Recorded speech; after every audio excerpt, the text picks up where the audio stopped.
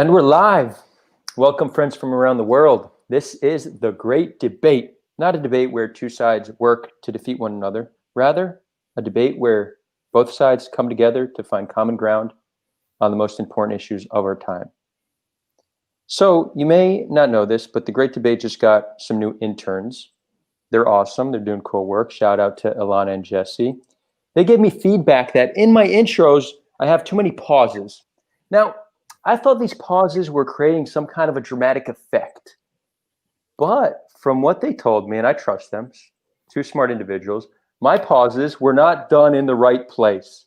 So they really forced me to work on my intro and make it better. Here we see Alana in the comments. So hopefully this one's different from my other intros. If not, then I failed and I'm still working on it. But the whole point here is that we're all working to improve. And if you do see something that we could do to make this show better, let me know. What are we discussing today? A topic that has been debated for years. A topic that in recent days have made headlines. U.S. Secretary of State Mike Pompeo recently visited Israel. After his visit, he said, anti-Zionism is anti-Semitism. This was a controversial statement. Is it true what he said? Is it partially true? Are these two inherently connected, or are they different? Today, we find out. Before we introduce our two guests, just want to remind you all that after this discussion, we're going to have an after party in the Discord server. Those who don't know what Discord is, go to the description. You'll see a link to Discord. Check it out, and you'll find out. But essentially, we continue the conversation like we do here. It's a voice and video conversation, and everyone can contribute. If you're new to this channel, like, subscribe, and if you really like it, we have a Patreon. Support us. Help us to support. Oh man, I'm not even reading off paper. I'm just stumbling on words. If you really like what we're doing, support us on Patreon. For the price of a rubber duck, you can support us for a full month. I don't know where the rubber duck thing came from, but I'm flowing with it. When it comes to the comment section, let's have a vibrant discussion, but keep it respectful. No one has ever changed their mind by being insulted or personally attacked. Try to understand where somebody's coming from and work from there. It's a pleasure to have you all here with us. And without further ado, it's a great pleasure to introduce my two guests. To my top left, Blake Flayton is a junior at George Washington University and an activist in democratic politics. He believes anti-Semitism to be a serious problem in the progressive movement that should be combated in a friendly manner. Welcome to the show, Blake. Thank you. Glad to be here. And to my top right, Thomas Resnick is a freelance writer, Jew booker, and founder of Jews Against War with Iran. He is a graduate from New York University with an individualized degree in evolutionary psychology and human enterprise.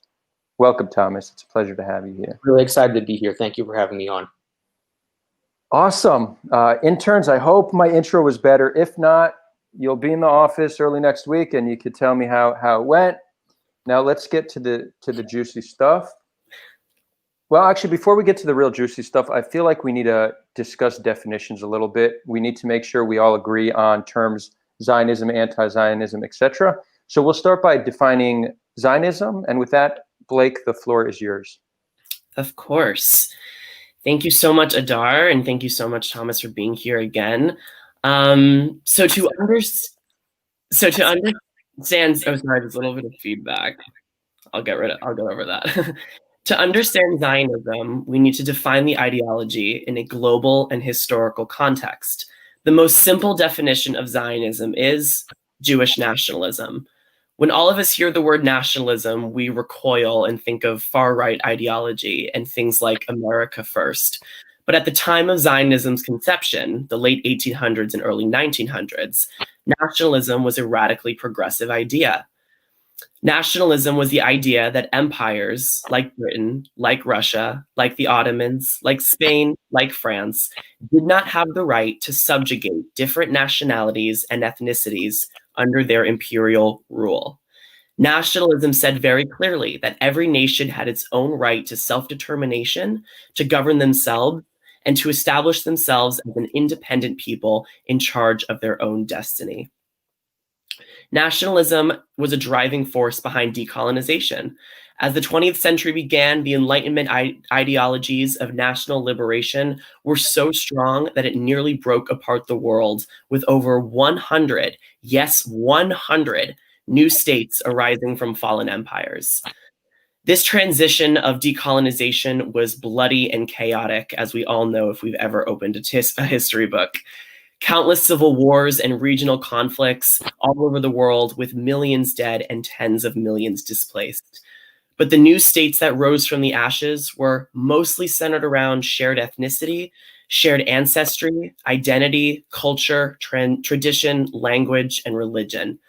This era birthed most of the states we see today, including almost every country in the Middle East, Africa, South America, Europe, and Asia. And it said to them, you have the right to power. You have the right to distribute resources amongst your own people and defend yourselves on your own land. Zionism, therefore, can be defined quite simply. It is the Jews saying, us too. Zionism is the Jewish demand that if the world was going to begin dividing itself into sovereign peoples with their own armies to defend themselves on their own territory, the Jews would have that right as well, as we have always defined ourselves as a nation since our first time as Israelites. We deserve this right, especially after 2 millennia of the most violent persecution and oppression this world has ever seen. It is simply because a Jewish state was not in existence that we had to endure so many horrors as a people. It's true, had a Jewish state for the Jewish nation existed, it would have prevented Inquisition, pogrom, Farhud, and Holocaust. Who knows how many anti-Semitic atrocities have been prevented since the year 1948. Nationalism is so normalized today that if somebody were to say, the Poles don't deserve a state, we would consider this anti-Polish. If somebody were to say the Kurds don't deserve a state, we would consider that anti-Kurdish. And of course, if somebody were to say the Palestinians don't deserve a state, it would of course be anti-Palestinian. Why then is saying the Jews don't deserve a state not considered unquestionably anti-Jewish? But that is the nature of anti-Zionism, which I'm sure Thomas is going to talk to us about. To delegitimize the state of Israel as its own independent nation is to delegitimize the Jewish people as their own independent people, undeserving of the same rights as any other people simply because they are Jews. Or, in other words, the textbook version of anti-Semitism. Zionism is the right of the Jewish people to make decisions about their own future, no longer submitting to an oppressive majority, no longer accepting our place in a society, in a country that is not ours, as a weak, powerless, and scattered people. We can disagree all day and all night about whether or not we agree with those decisions. That is healthy and respectful criticism of Israel. And by the way, healthy and respectful criticism of Israel is not and will never be anti-Zionism. But to deny the right of the Jewish people to make those decisions at all, to deny us the right to be supervisors of our own fate, of our own destiny, while every other nation is welcomed, that is an egregious act of discrimination. Since our expulsion from Judea, Jews were denied a seat at the table of international affairs. In 1948, we pulled up a folding chair, because if you're not at the table, as thousands of years of Jewish history has taught us, you're on the menu. Cool. I'm back in perfect timing. Thank you for that, Blake. I was listening. I just could not connect to StreamYard. Thomas, do you agree with that definition of Zionism? Largely, I would define, here's the thing. I agree with, I'd say, the descriptive stuff that Blake just laid out. I'd say more so disagree on the prescriptive stuff. In terms of defining Zionism, I just give it a simple definition of support for the existence of a Jewish state. And obviously that means anti-Zionism would be opposition or disagreement with the existence of a Jewish state. And let me be clear, this debate is entitled, is anti-Zionism anti-Semitism? Can anti-Zionism be anti-Semitism? Yeah, I'm not going to deny that. If you've been on the internet for any appreciable amount of time, you've realized that. But what I really want to get at is inherently, is being an anti-Zionist inherently anti-Semitic is what I reject. Okay. So before we do the back and forth, I do, Thomas, want to give you an opportunity to lay down, just like Blake defined anti-Zionism, because just like Blake defined Zionism, and there is some small difference in opinion. It seems like the working definition is close enough that there won't be misunderstandings when it comes to terminology. But can you define anti-Zionism as you see it? Sure. So let me just start out by saying that a lot of times when people talk about the issue of Israel and Zionism, they're really talking about four interrelated but distinct enough subjects that I think are worth just, if you were to bear with me for a moment, divvying up. The first of which is, what you just asked, the validity of Zionism as a political ideology. The second would be contemporary Israeli policy towards the Palestinian people. Thirdly, the merits of the United States-Israel alliance. And lastly, the significance of the state of Israel in communal Jewish life. So, and how I define myself is actually not even necessarily as an anti-Zionist. I would say I am a non-Zionist in a very abstract sense, simply because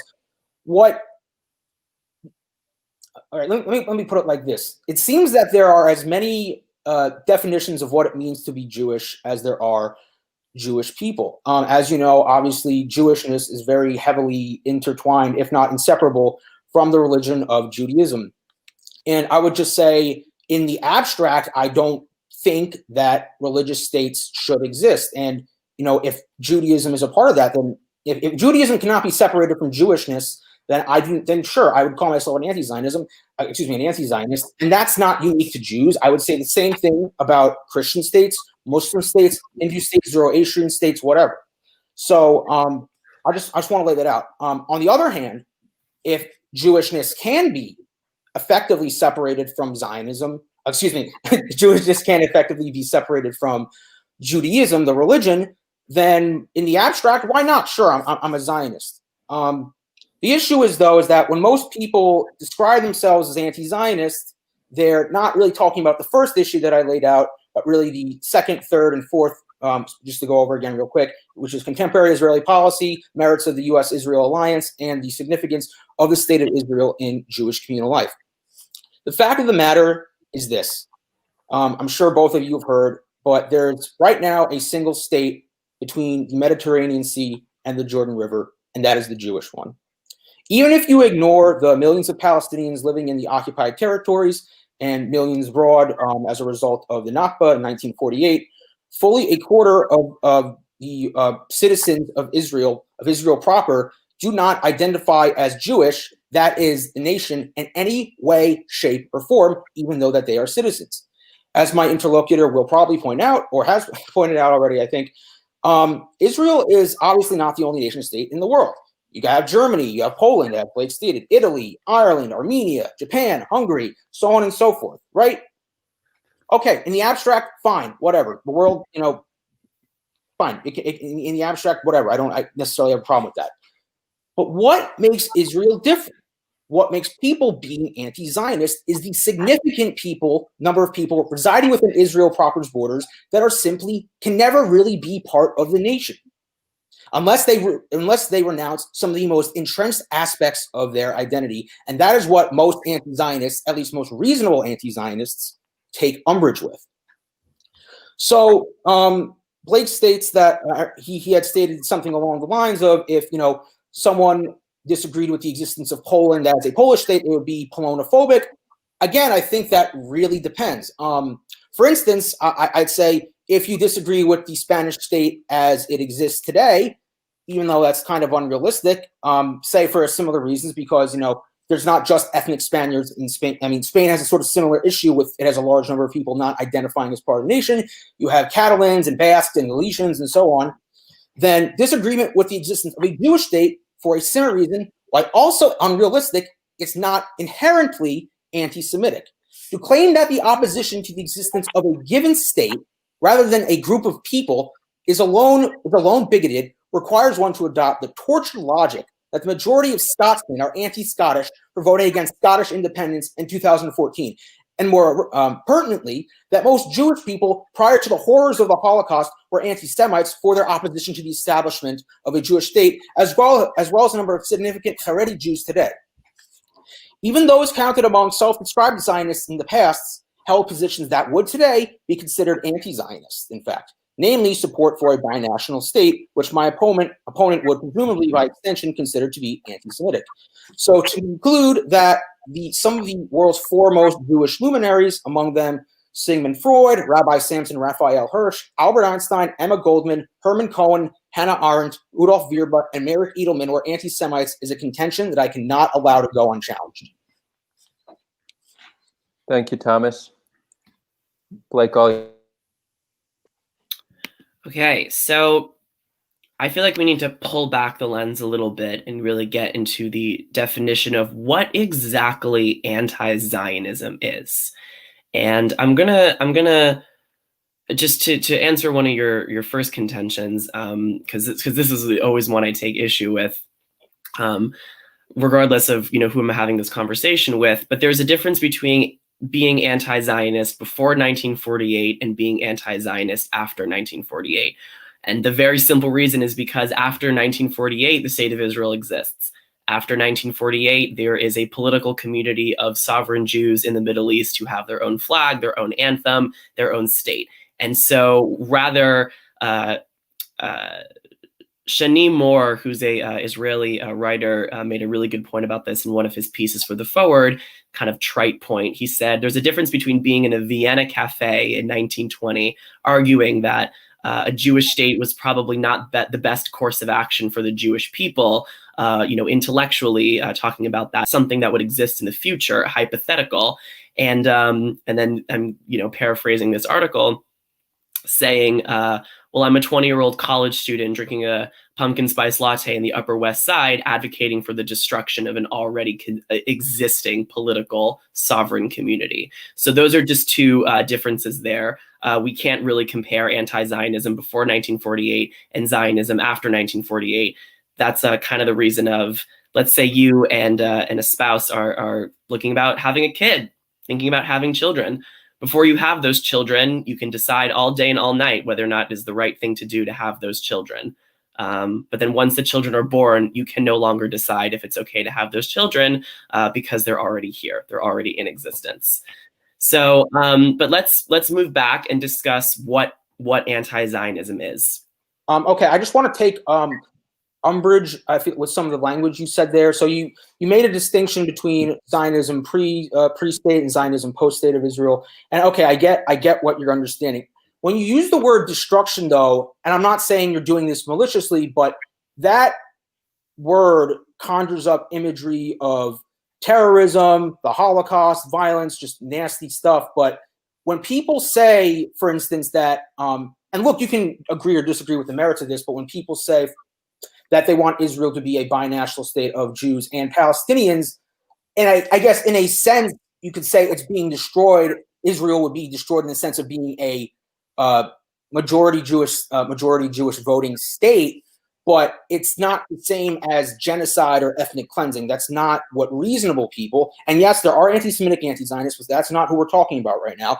I'm saying that's not what reasonable people support. So I think to use that language is a bit disingenuous. And I'm going to say this right now, and I'm just going to preface it, but I'm not saying these situations are one-to-one the same. But it would be the equivalent of white South Africans saying in the apartheid era that Nelson Mandela wanted to destroy South Africa. Well, did he? Well, in a sense, I guess he did, in the sense he wanted to fundamentally remake it.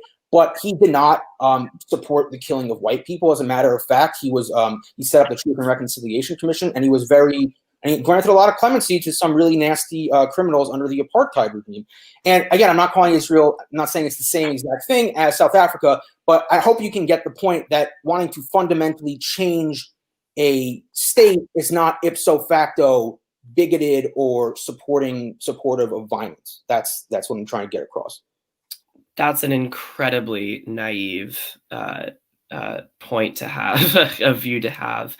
There's this really interesting phenomenon that happens in the West, mainly within white Western leftist circles, that tries to prescribe problems to the Israeli-Palestinian conflict that both Israelis and Palestinians know are completely ridiculous. You cannot look at this region of the world that is so horribly divided by religion, by ethnicity, by political attachment, by nationalist movements, by socialist movements, and say that a binational solution in a place like Israel-Palestine will work without chaos, without. But how is that inherently? I'm sorry to interrupt. How is that inherently anti-Semitic? Like, we can. That's fine. You want to debate them. I'm not necessarily arguing for a binational state, but how is that necessarily anti-Semitic? I will tell you how it's necessarily anti-Semitic. So, anti-Zionism is the belief that out of all of the nationalist movements in the world, out of all of these independent nation states that arose in the 20th century, only one has no right to exist in its current form. Only one state's misdeeds and transgressions invalidate its entire existence. Only one nationalist movement is so deviant, so demonic, so satanic that it deserves to be purged from the earth entirely because of its nature. And what do we ask ourselves is its nature? Jewish. Anti-Zionists will assure you that no, Zionism is not like the other national liberation movements. Zionism is white supremacy. Zionism is apartheid akin to South Africa. Zionism is racism. Zionism is genocide. And now we begin to understand the connection between anti-Zionism and anti-Semitism. Anti-Semitism is an irrational obsession with the Jews as a collective people. Anti-Semitism throughout history has been characterized as a community attaching what they believe to be the most reprehensible qualities on the face of the earth to the idea of the Jewish people in order to demonize them, strip Jews of their protections and defenses, push Jews to the fringes of society, and ultimately erase Jews from the globe. None of these accusations and labels have ever been based in fact, but rather in conspiracy theory. Anti-Zionism simply says that the same respect and validity that is given to every other nation, yes, regardless of what this nation does that we might not approve of, does not apply to Jews. Okay, I feel like I agree with your description of anti-Semitism, but I'm not necessarily sure how it's relevant. You said that Israel is the only nation state that people oppose. I mean, that's just not true. Again, majority of Scotsmen voted against Scottish independence. I don't think they're self-hating. There's a lot of sort of completely different. It isn't, but well, maybe in some ways. But by that, the idea alone, if you're against a certain nation state, you're inherently anti this people. That just isn't true. Again, you have there's debate over Catalans and Basques, and you mentioned the Kurds. And here's the thing even with the Kurds, with the Syrian Democratic Forces in North Syria, even they don't actually support an independent Kurdish state. They just support a federated Kurdistan. So, and that is a possible solution that I think some anti-Zionists would also support to the Israeli-Palestinian conflict. But no one's going to say the SDF is they're self-hating, that they're Kurdophobic or something, because I mean, it's just it's ridiculous. And again, if we want to talk about are there anti-Zionists who are anti-Zionists because of some issue that they inherently have with Jewish people, yeah, of course there are. But that's not how I see this conflict. It's about inherently whether or not anti-Zionism is anti-Semitic, and I don't think it is any more than opposition to the existence of a Scottish state or a Catalan state or a Kurdish state, and yes, even a Palestinian state is anti-Palestinian in the given context. So you would say that opposing a Palestinian state would not be anti-Palestinian? Not necessarily.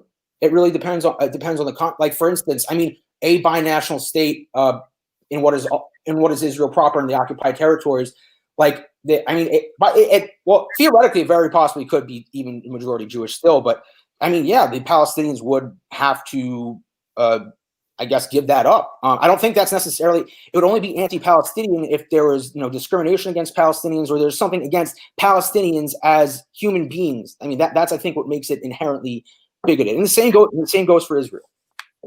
So we're talking a lot about the concept of a binational solution, and it is a fundamental misunderstanding of the region of the Middle East and the purpose of Israel and the purpose of the IDF. Okay.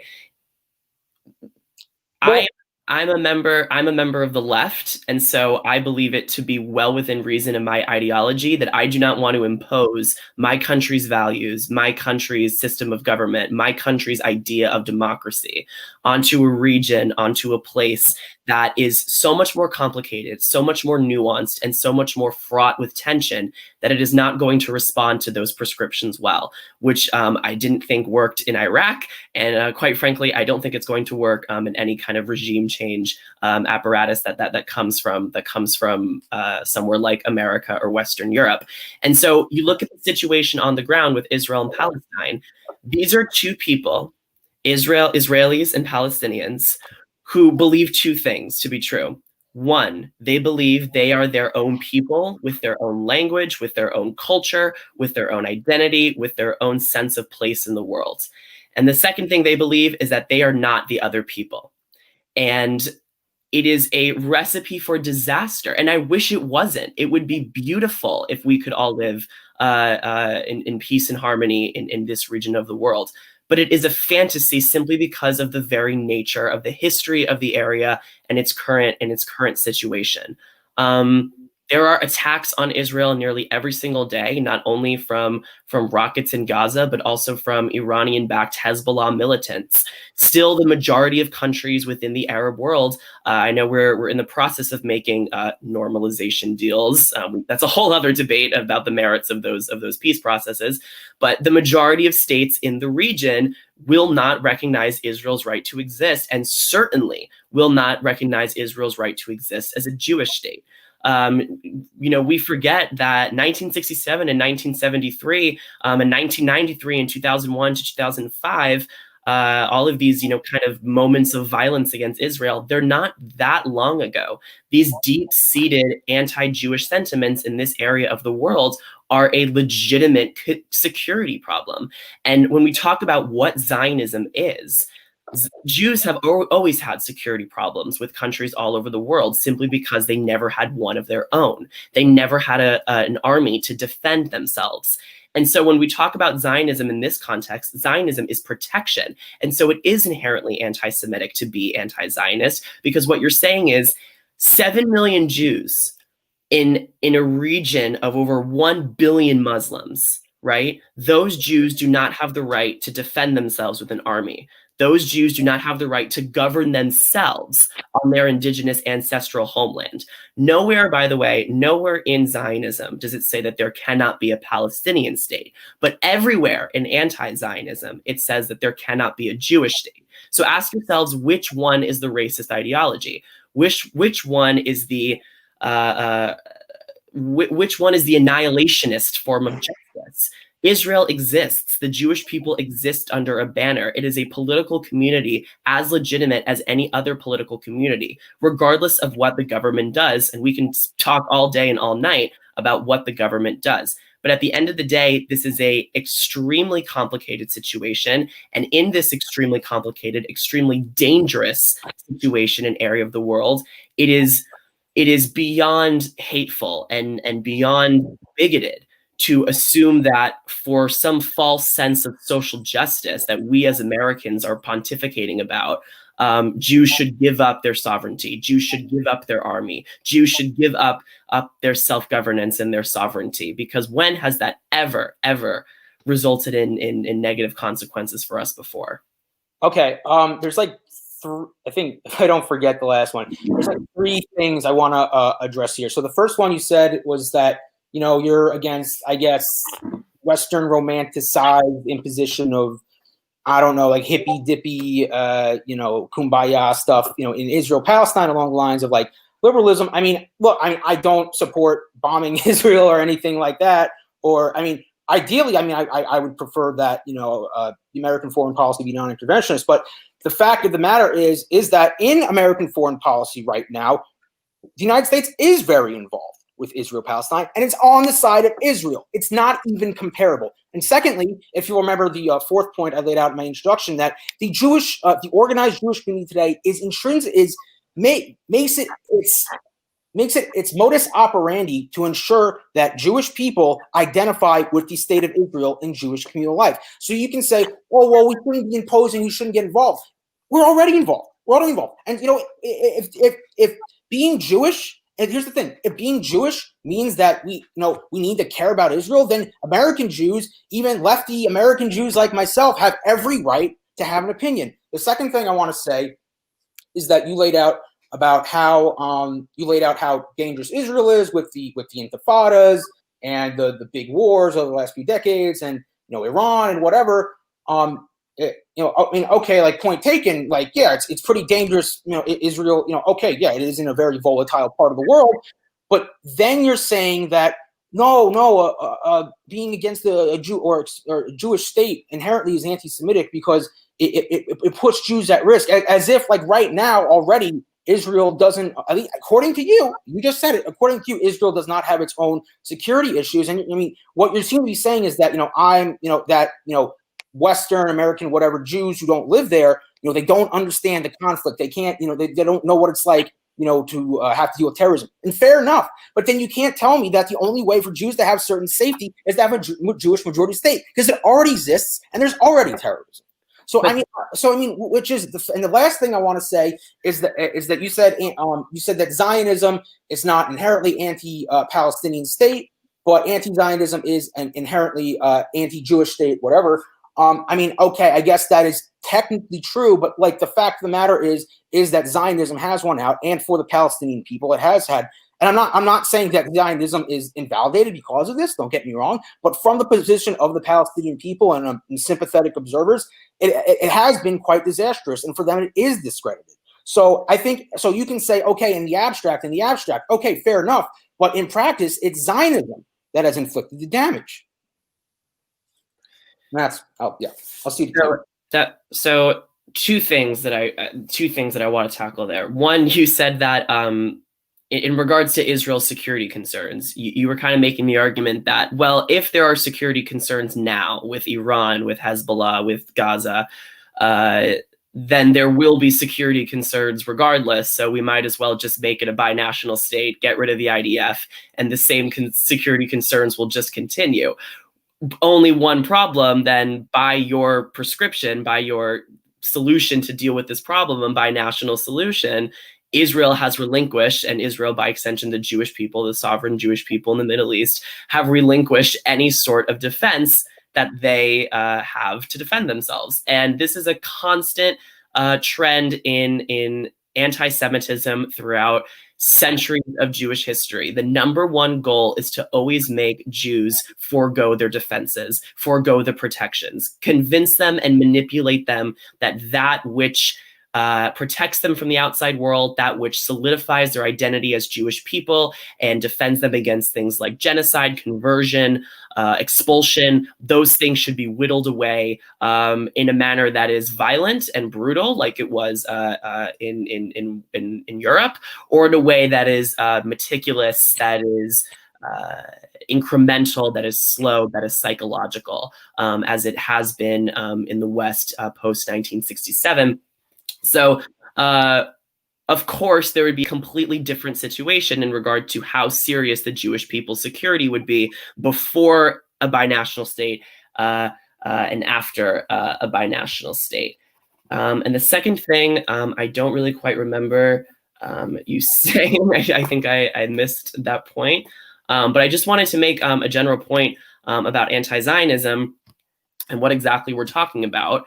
So, anti-Zionism simply says that the same respect and validity that is given to every other nation, regardless of what that nation does that we might disapprove of, does not apply to Jews.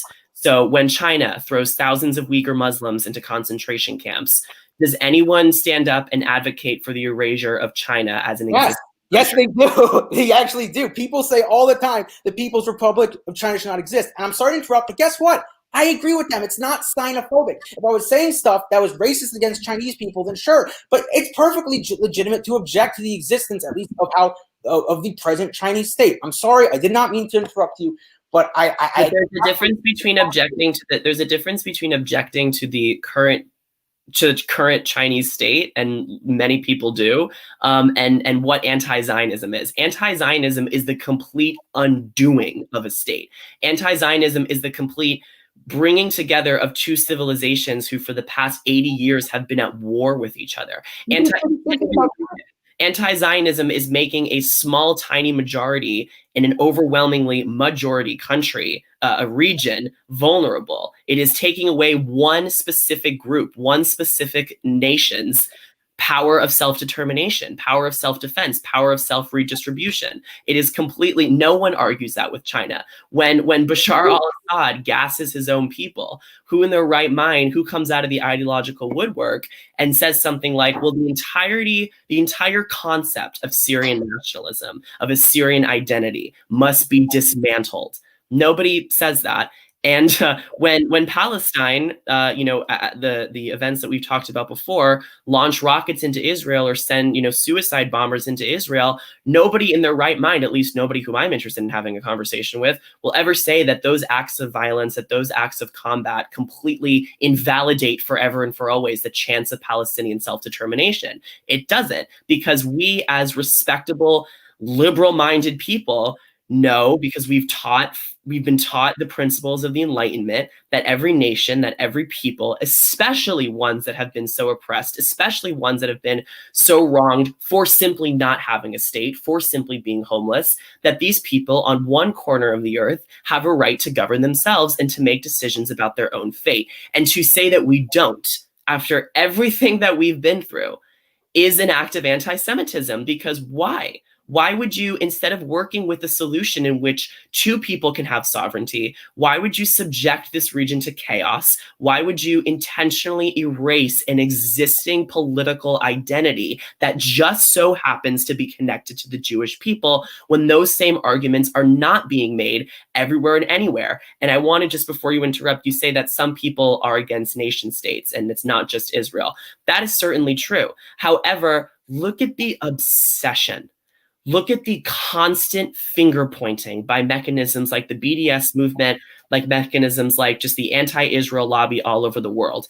It is always Israel, Israel, Israel, Israel. The actual deeds of Israel, the actual misdeeds of Israel are often so blown out of proportion that a blood libelist priest in medieval Europe would be taken aback, because that is the level of exaggeration that we're dealing with here.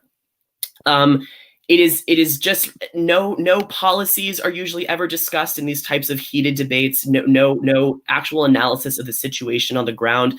Just the attachment of the world's most reprehensible qualities, white supremacy, apartheid, Nazism, bigotry, racism, are attached to the collective Jewish people, the Jewish people as a collective, in this case being Israel, in order to demonize them, vilify them, and push the concept of Jewish national liberation outside the boundaries of what is considered respectable conversation in a society. And this is how anti-Semitism has always, always, always operated. You attach the idea of the Jewish people as a collective to whatever a given community believes is the most atrocious traits on the face of the earth. To the medieval Christians, Jews were Christ killers, a deicidic, satanic, demonic people sending the rest of Europe to hell. To the Nazis, Jews were an impure race, communists, internationalists, and liberals. To the Soviets, we were capitalists, cosmopolitans, nationalists, and imperialists. To the contemporary far right, we are globalist elitists for open borders and socialism. And to the contemporary far left, as I have just said, the state of Israel stands as the expression of the collective people, embodying the world's most sinister traits by its very nature: racism, ethnic cleansing, Nazism, apartheid. None of this political jargon to mask hatred of Jews throughout the centuries has ever been true, and certainly none of it is true now. Anti-Zionism is merely a continuation of the world's oldest, most irrational hatred.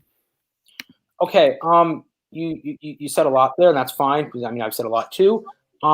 Just the most recent thing. I mean, you were talking a lot about anti-Semitism, and I don't disagree really with anything what you're saying. I just don't see how it's relevant to how anti-Zionism is inherently anti-Semitic. To go back to some of the points you had said, the point of bringing up Israel's security issues is that you have, you I guess have either implicitly or explicitly, accuse the anti-Zionist or even non-Zionist side of being idealists when it comes to what they would want to see as a just solution to the Israeli-Palestinian conflict. But at the same time, you're the one, at the same time, you are also partaking in idealism by saying that Israel has to maintain an occupation to be safe. Israel has to have please do not think that I'm saying that Israel has to have an occupation to be safe. But that's what the Hezbollah line is. It's that Israel is so dangerous. It's so dangerous that, yeah, you see these terrible things, but it has to protect itself for that region. It's so dangerous. So if you want to tell me, if you want to say I'm being an idealist, okay, but so are you, because Israel still has problems.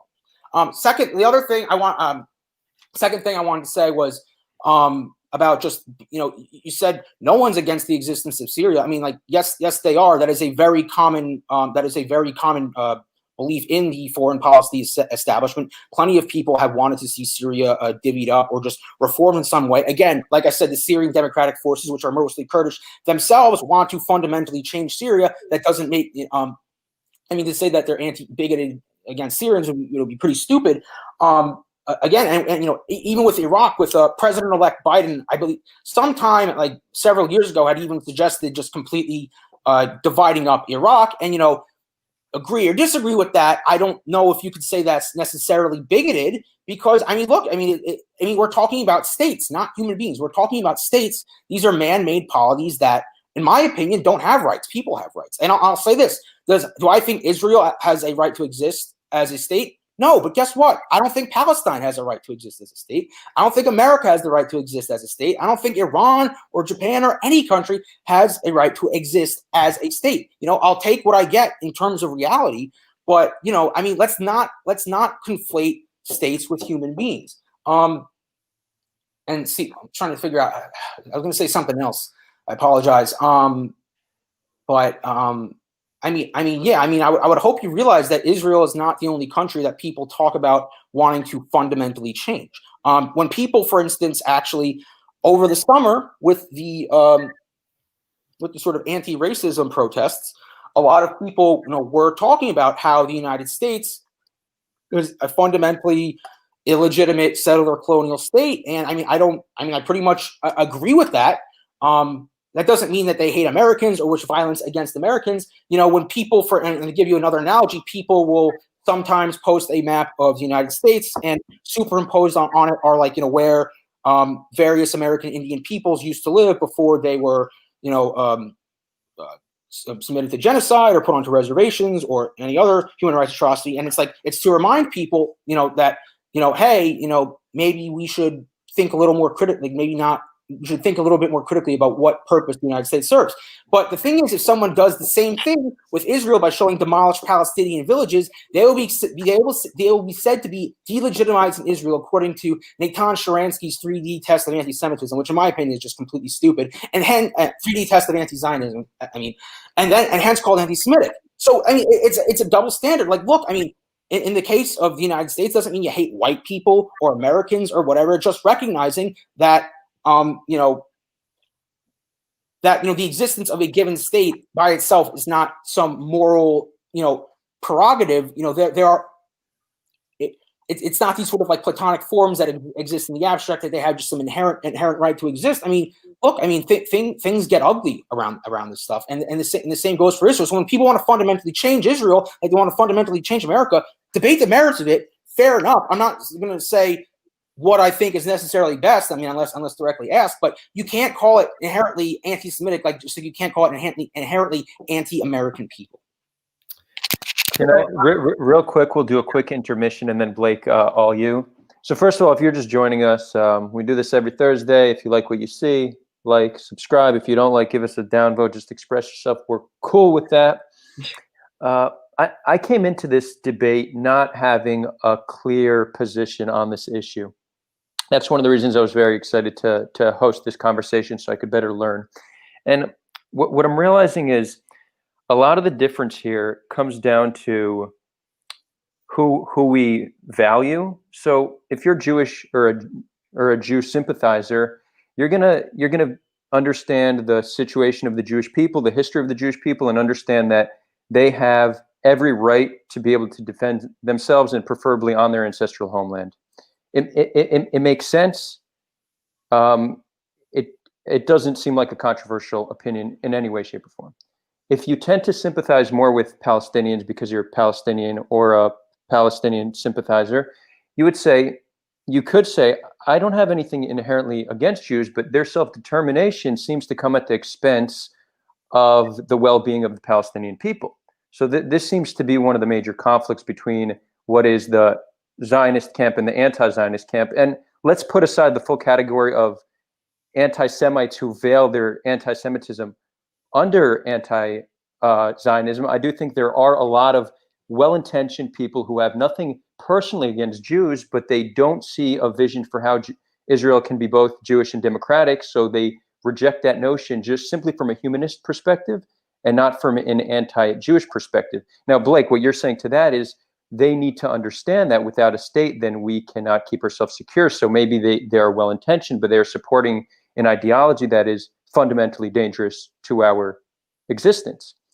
Now these two truths we need to understand, and we need to find a way to reconcile them.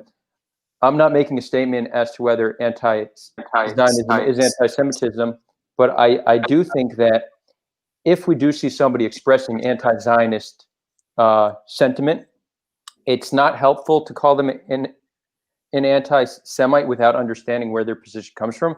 Because if we see someone's an anti-Zionist for the reason of being a humanist and wanting to see Palestinians prosper, then we should explain to them why a Jewish state is important without needing to call them anti-Semitic, because that will just do nothing to progress conversation, and vice versa.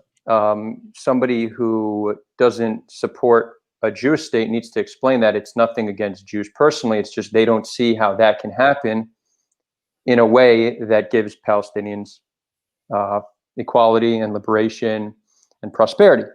So we need to find a way to reconcile these two truths, and part of it comes down to how we converse with one another. And we shouldn't just go to slinging insults and labeling, rather try to get to the bottom of where their view comes from and have a productive conversation like we're having today. So I just want to put that out there.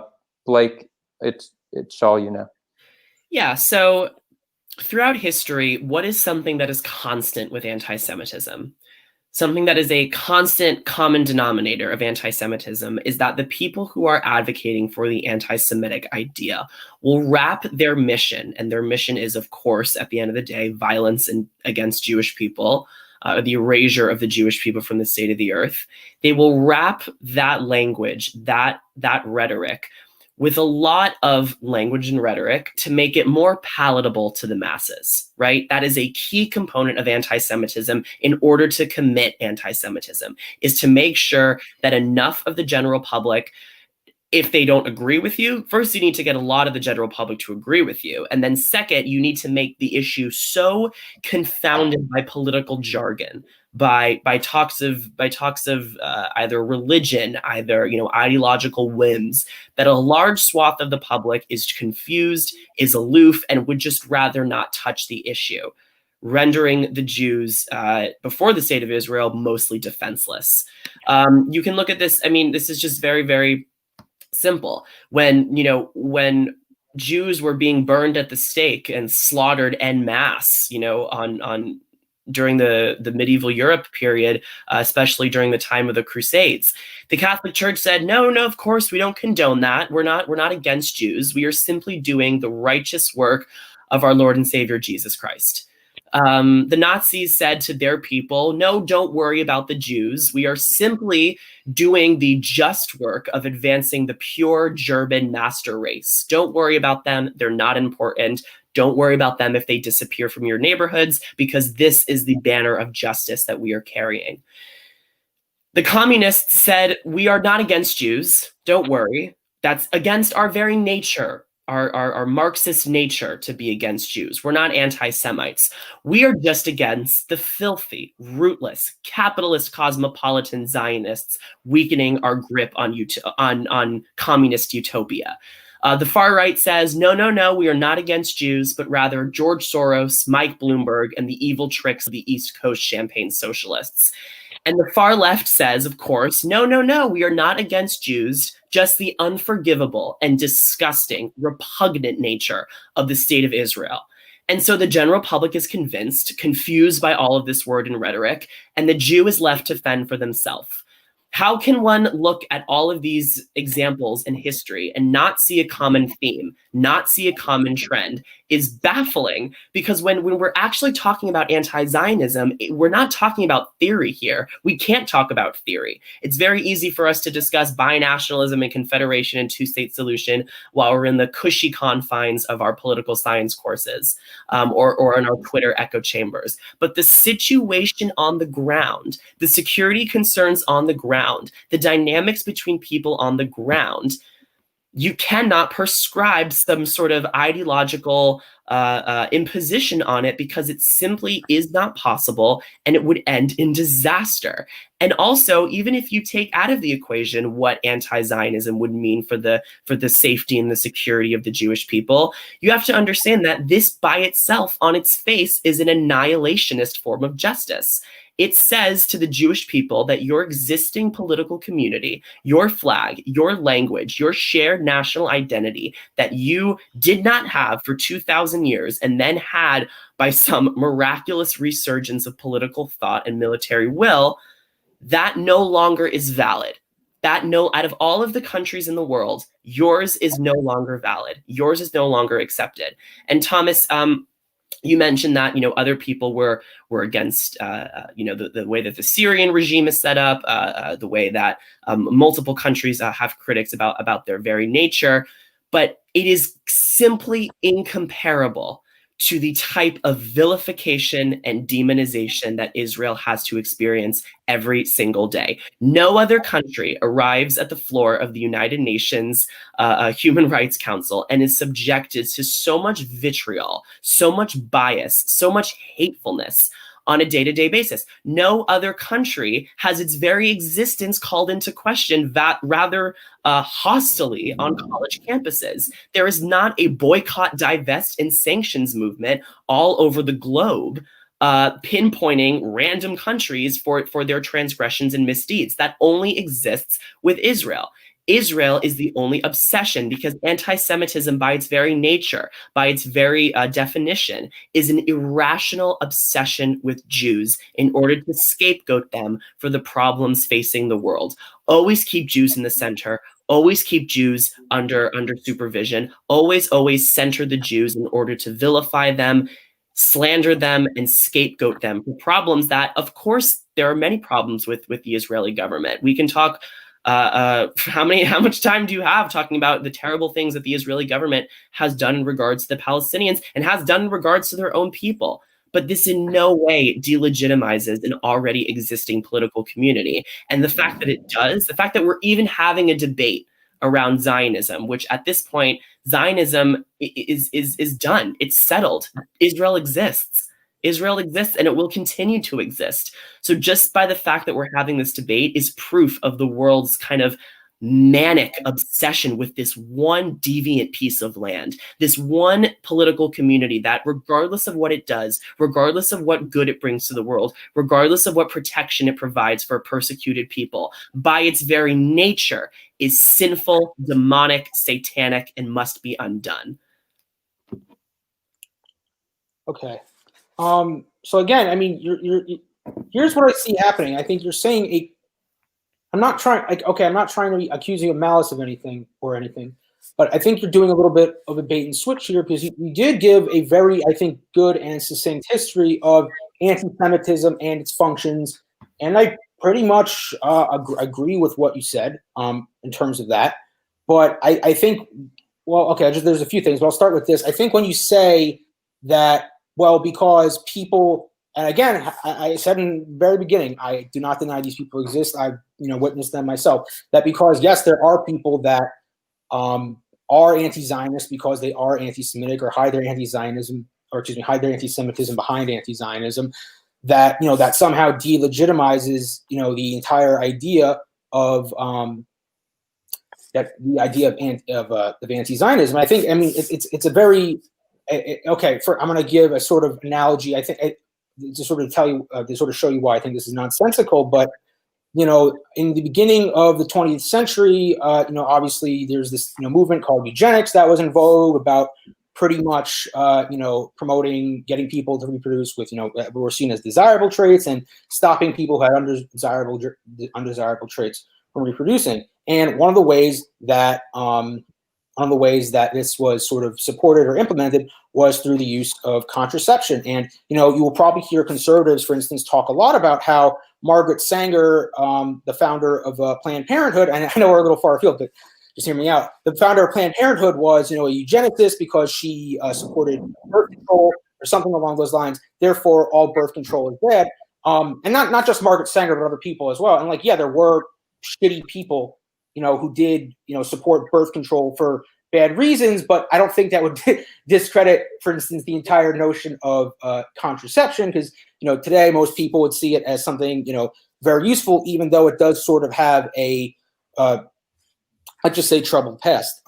So another thing I want to move on to is you said sort of well, right now we're just two guys sort of discussing Israel-Palestine, Israel-Palestine while there's real things happening on the ground. I don't disagree with you. But when you talk about how what you're saying about what would happen under a binational state, for instance, what you're saying it could be bad, it might be, and you're saying maybe, and fair enough, it might be. It's very speculative, and we can hash that out and have that debate. And maybe you're right. Maybe you're right. I don't know, but we can have that.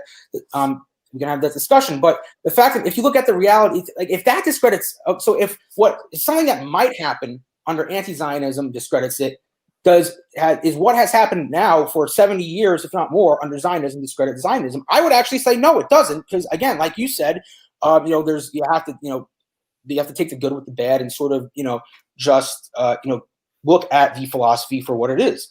Another thing, I mean, you said that there's no one else who wants to.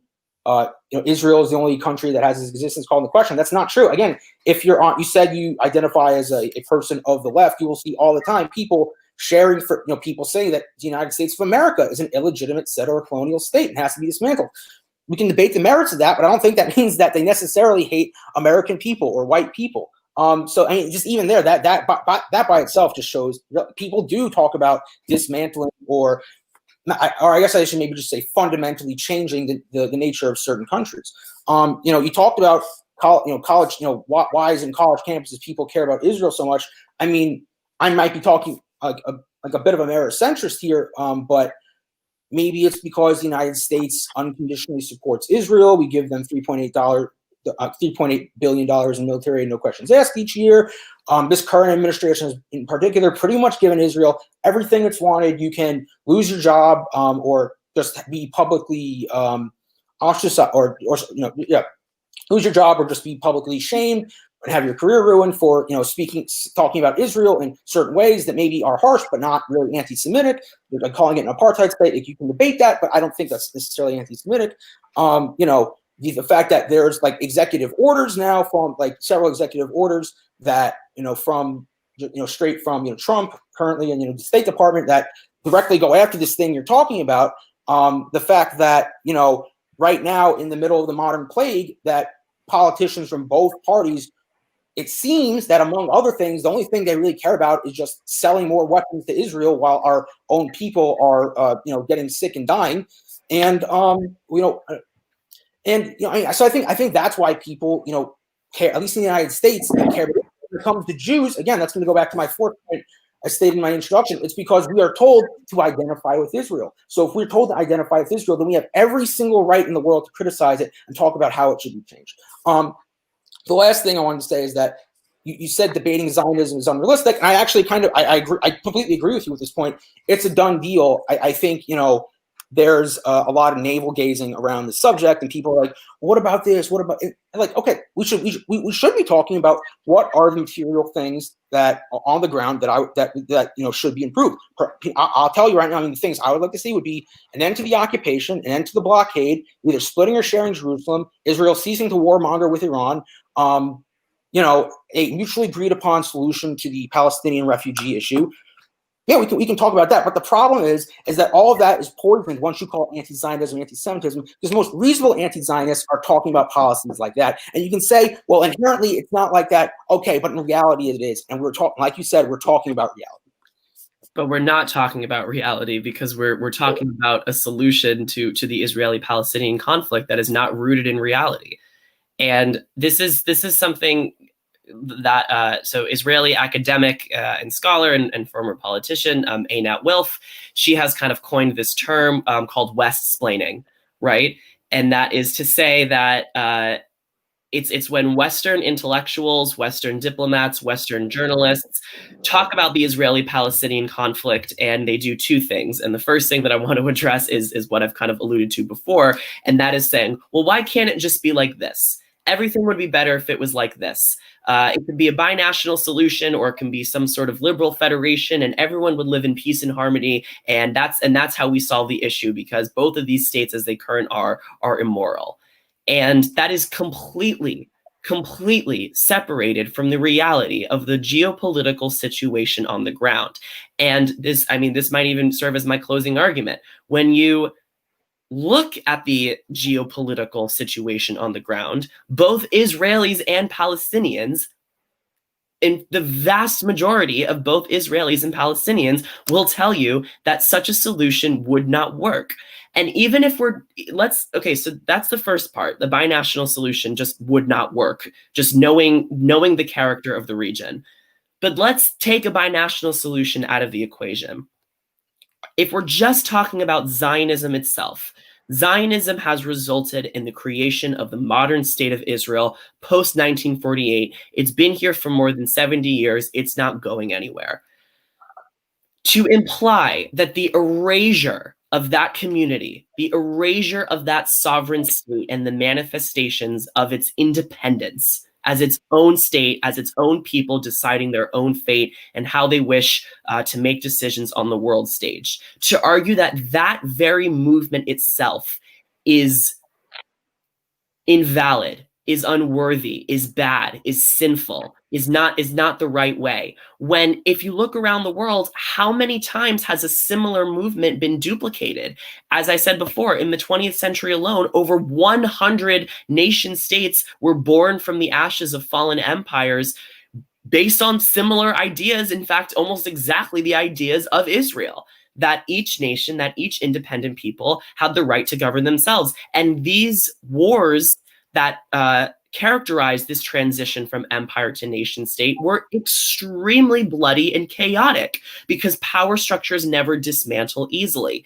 They produced millions of refugees. Millions of people were scattered across the globe, forced to find new borders, forced to find new homes in countries that were not their own, forced to establish themselves as sovereign in pieces of land and give up sovereignty in other pieces of land. We had civil wars, we had world wars. All of this chaos and confusion was meant to settle a more peaceful world order in which each nation had the right and had the dignity to govern themselves and to live in peace and protection. We are arguably almost there, right? We're not in constant chaos across the world with fights breaking out on every single border in every single country in every single continent and every single where. There is just one whose very existence, and we're not talking about reform, we're not talking about meddling in the regime and making it more fair and balanced. We are talking about the complete erasure of a sovereign state. And that is where I disagree with you. Nobody's talking about the complete erasure of the United States as a sovereign state. Nobody's talking about the complete erasure of Syria as a sovereign state. No one's talking about the complete erasure of China as a sovereign state. And even if they were, even if somebody were to say, the United States has a terrible policing problem with racism and law enforcement, which it certainly does, or this country was founded on violent settler colonialism, which it certainly was. Even if somebody were to say, let's fundamentally disband the United States because it's irredeemable, that is completely different from somebody saying, let's fundamentally dismantle Israel, because Israel is the nation state of the Jewish people, the only Jewish people on earth. I mean, the only people on earth who identify as Jews. So the United States has 300 million people. There are 16 million Jews in the world, 1/6.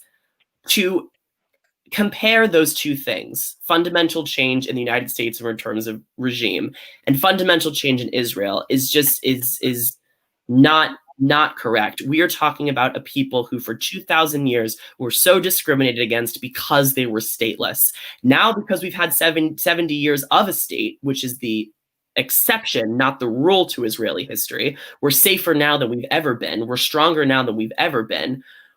How there can be a movement to disappear that strength, to disappear that security, masked as social justice, and then somebody can say that's not anti-Semitic, I don't see how that's reasonable.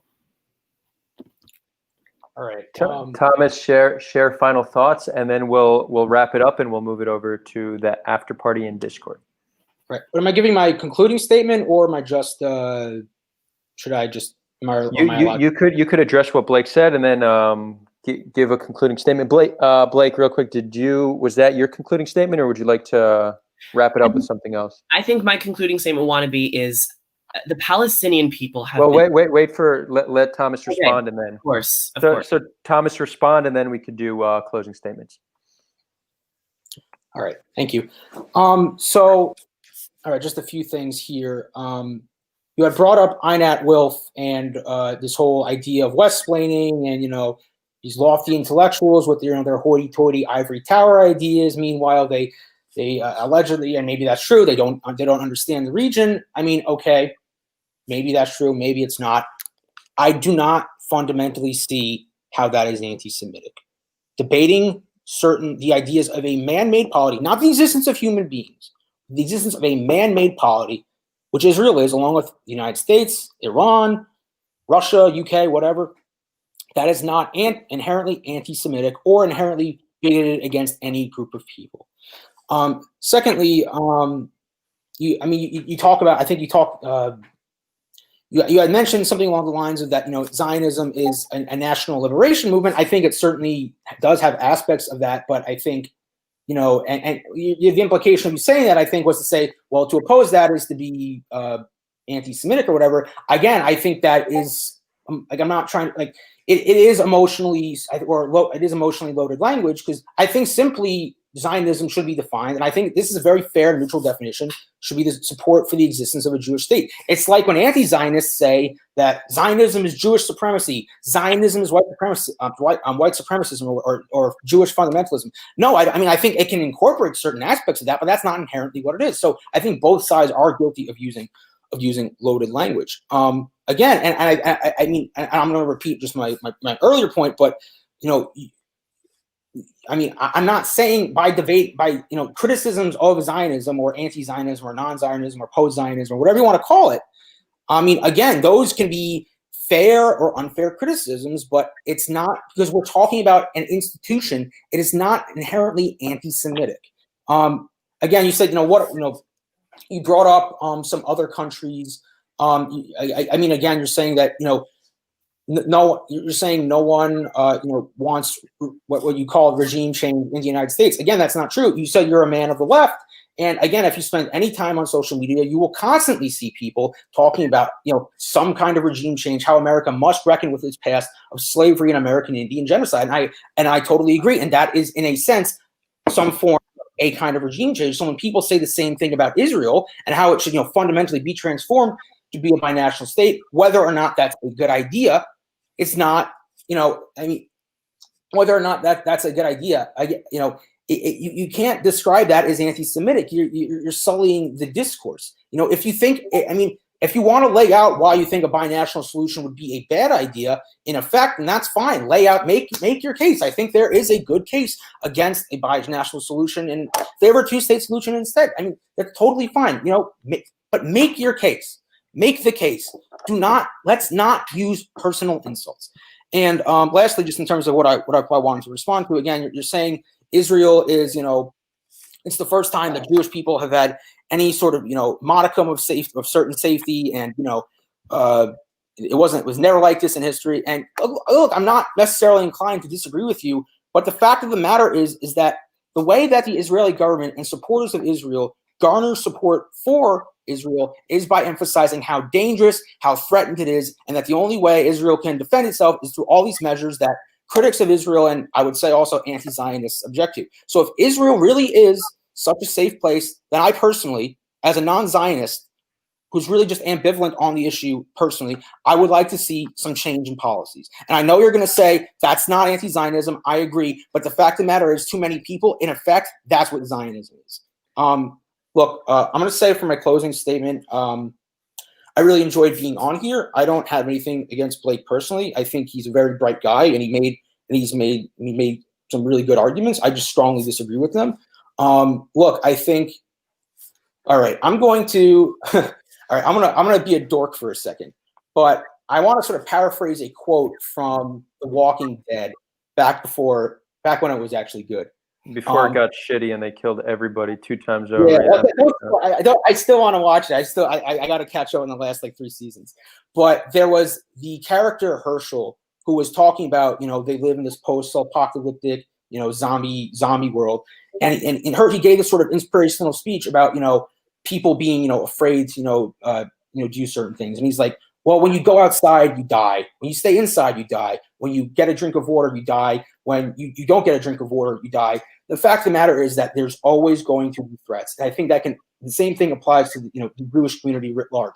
And it doesn't matter whether that is in the diaspora, which I think history has shown, but I think history has shown that Jews are sometimes unsafe in Israel as well. And that, regardless of whether one is a Zionist or an anti-Zionist or a non-Zionist, it is about what one wants to live and die for at the end of the day. And I think the discourse is made all the worse for Zionists and anti-Zionists by calling certain positions about institutions anti-Semitic.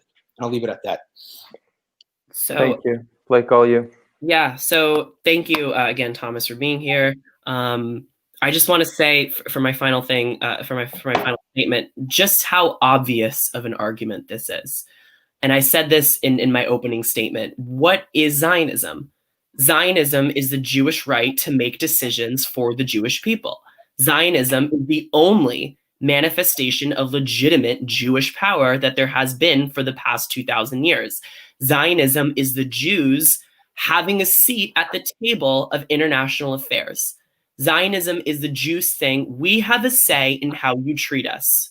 We have a say in how you accept us into your world. We will no longer be a scattered, diasporic, powerless community subjected to the will of a country that we are not the majority in. We will have one place on earth where we can defend ourselves on our own territory, and we will make decisions for our own future. Because frankly, after 2,000 years, and one of my favorite Instagram accounts, I believe his username is Jewish Angelino, said this, because frankly, after 2,000 years, you've lost our trust.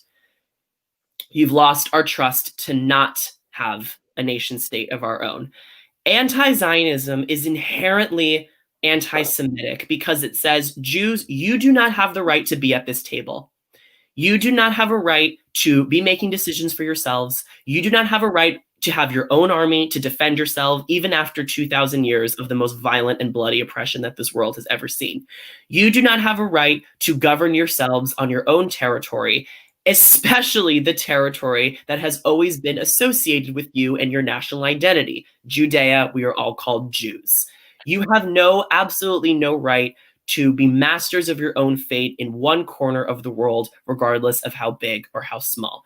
That is what anti-Zionism says. It is a fundamental rejection of the concept of Jews having authority, the concept of Jews having power. When we talk about all the other nations, all the other people in the world, and say, look, if there can be a peaceful solution, it would be great if everybody had power. It would be great if everybody had the right to make decisions about their own future. And in fact, we do have that discourse surrounding other countries, much more than we do surrounding Israel.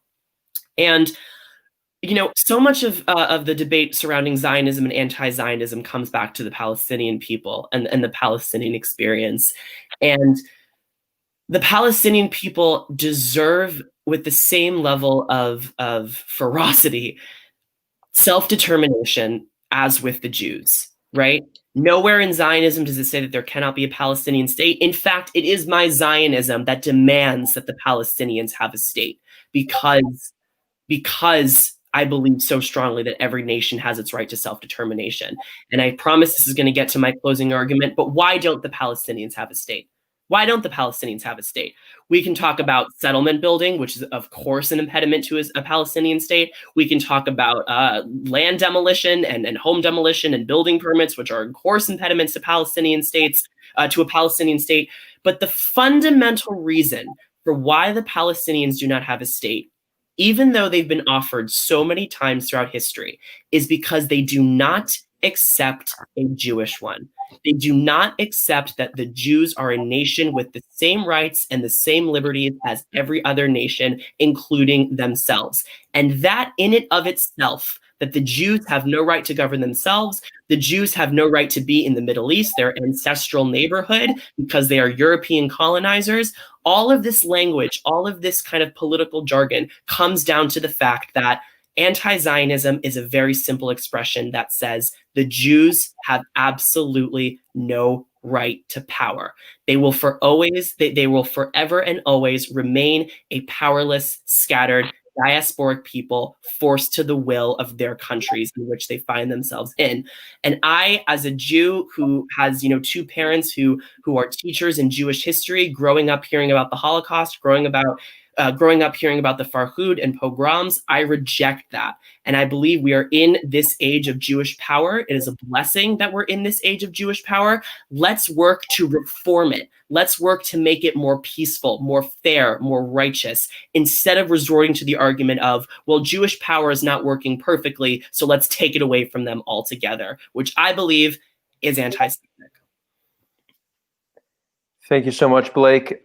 While these were closing statements, this is not the end because we're moving it over to the after party in Discord. I will drop a link in a few moments and explain how that works. I just want to make a comment on how the comment section went today, because I think that's also part of the dialogue.